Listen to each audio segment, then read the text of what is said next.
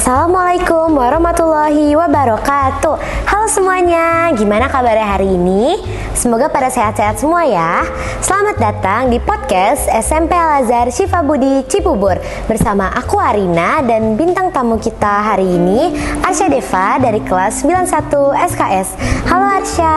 Halo. Gimana suasana hatinya hari ini? Wah, agak tegang karena takutnya programnya tidak bekerja. Tapi alhamdulillah programnya hari ini bisa bekerja. Alhamdulillah ya.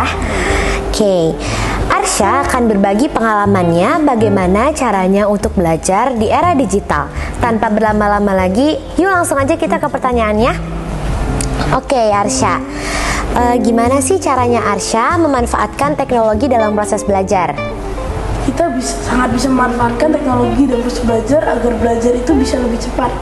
Nah, misalnya kita untuk menyimpan materi.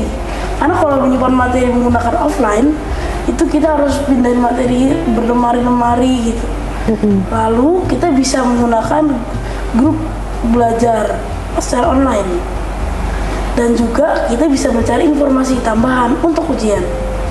Oke, jadi lebih terorganisir, terus lebih gampang cari info juga ya. Oke, terus apa sih yang membuat Arsya suka banget sama coding? Dan sebenarnya coding itu apa sih? Saya jadi suka banget sama coding semenjak waktu itu. Karena saat kelas 6, saya main game agak kelewatan. Lalu akhirnya gamenya semua di-delete. Dan saya cari cara, gimana nih ya caranya main game. Ya sudah, saya akhirnya belajar coding. Dan ternyata coding itu memang menyenangkan. Menyenangkan kita ya. bisa menulis apa imajinasi kita. Jadi awalnya tuh berawal dari Arsya nggak boleh main game, akhirnya bikin game sendiri gitu ya. Oke, terus aku dengar-dengar Arsya itu pernah menang juara 3 lomba coding nasional ya? Iya. Alhamdulillah. Bisa ceritain pengalaman Arsya dalam mengikuti lomba coding mulai dari awal sampai akhirnya bisa menang. Oke.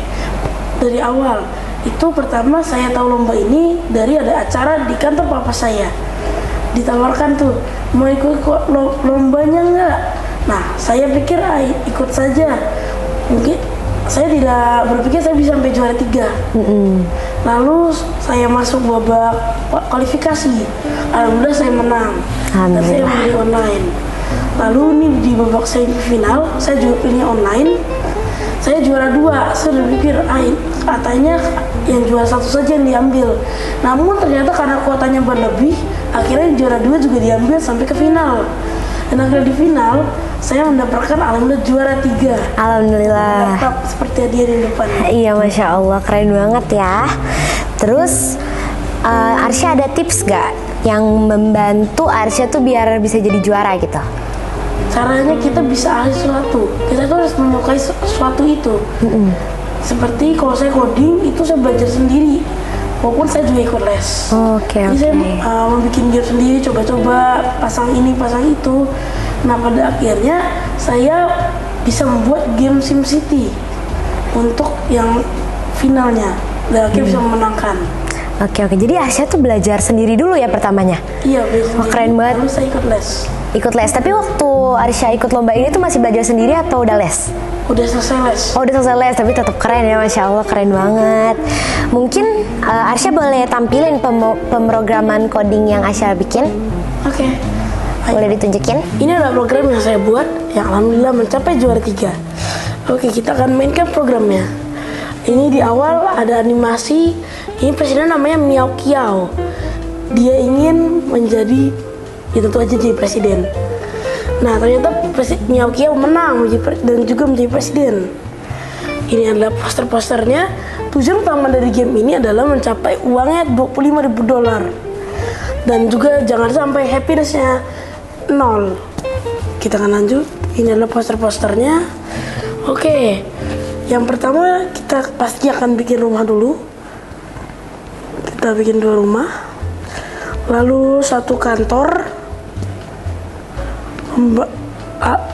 Water tower, listrik, taman, dan juga mall. Kayaknya nggak usah deh mall. Kita akan lihat di message apakah semuanya senang. Wah ternyata semuanya pengen mall. Ya sudah, kita akan buatkan. Oke. Salah satu cara untuk menangkan game ini adalah kita harus menyeimbangkan kapasitasnya. Misalnya populasinya ini ada 8. Kita setidaknya harus memiliki satu kantor, satu taman, satu mobil listrik, satu water tower, dan satu mall. Kita akan bahas fitur lainnya juga. Ini ada achievement. Achievement adalah pencapaian ketika player misalnya mencapai $5.000 atau happiness-nya mencapai 200%. Dan yang terakhir ada setting sound. Ini biasanya kalau di game Scratch jarang ada, tapi saya adakan supaya beda. Oke, kita akan membahas codingnya sekarang. Ini adalah otak gamenya. Kenapa tadi saya bilang harus seimbang? Kalau tidak happiness akan turun dan jangan sampai 0. Oke.